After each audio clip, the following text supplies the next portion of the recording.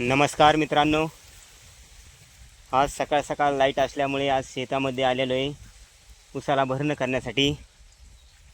आणि मोटर आता चालू केलेली ही बोरची.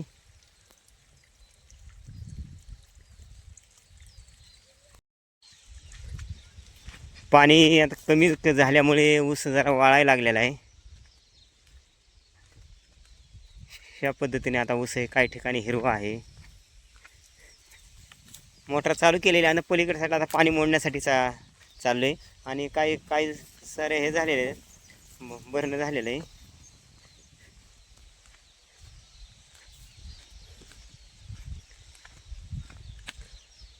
सध्या उन्हाळ्यामध्ये पाणी कमी होत चाललेलं आहे बोरचं, त्यामुळे काही ऊस वाळायला लागलेला आहे.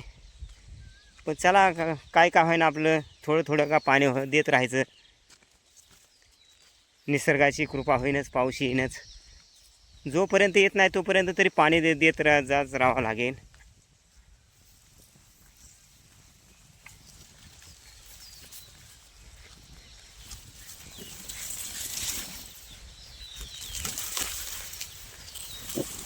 ही अशी शेती आमची.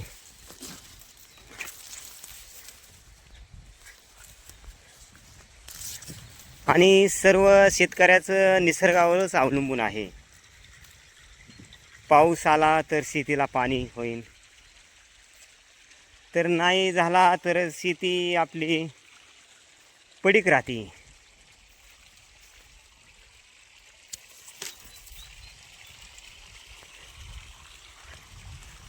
ही अशी शेती आपली.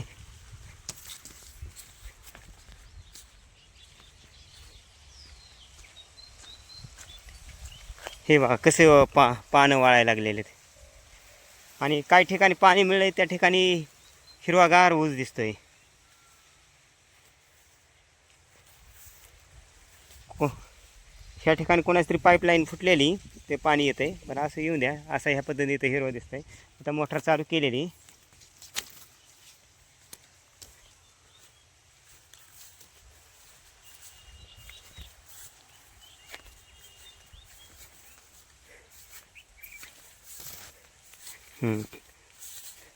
पाणी आलेलं आहे.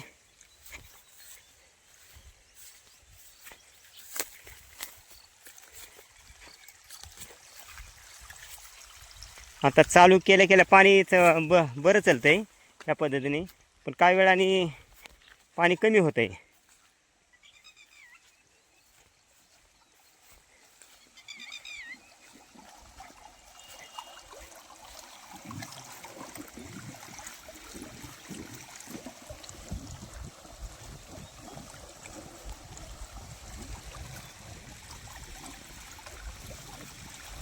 अशा पद्धतीने पाणी. काय गवत बी झालेलं आहे, आता गवत बी काढावं लागेल. वेळ नसल्यामुळे आता ज्या दिवशी सुट्टी असेल त्या दिवशी काढता येईल गवत. आता पाणी सोडलेलं आहे.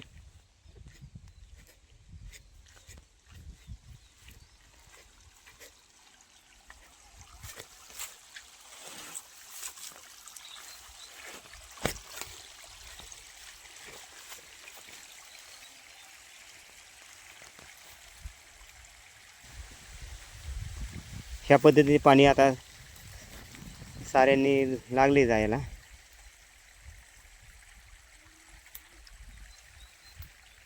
ह्या पद्धतीने असा ऊस आहे आपला.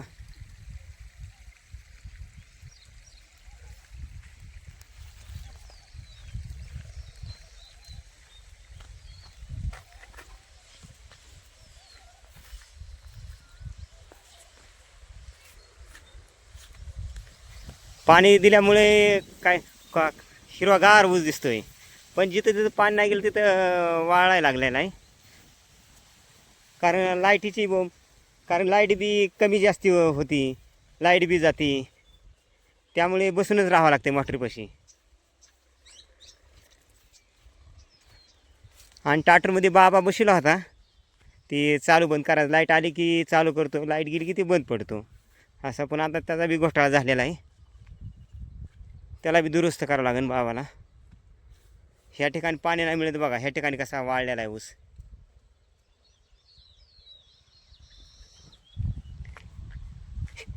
ह्या पद्धतीने असं वाळलेला आहे.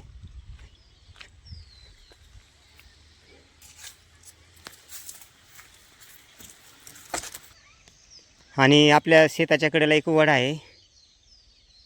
त्या वड्यामध्ये पाणी सोडलेलं होतं. कारण की सध्या उन्हाळा असल्यामुळे भरपूर जे मुख्य प्राणी, जंगली प्राणी आहे, हरीण, ससा, कोल्हा, रानडुक्कर असे प्राणी, इतर काही प्राणी आहे, त्यांना पाण्याची टंचाई खूप असते. त्यामुळे ह्या पद्धतीने पाणी भरून ठेवलेलं आहे. तर ते पाळीव म्हणजे जे जंगली प्राणी ते रात्रीच्याला येऊन पाणी पिऊन जातात आणि पाळीव प्राणीसुद्धा येतात, पाणी पितात. अशा पद्धतीने असं नियोजन आहे.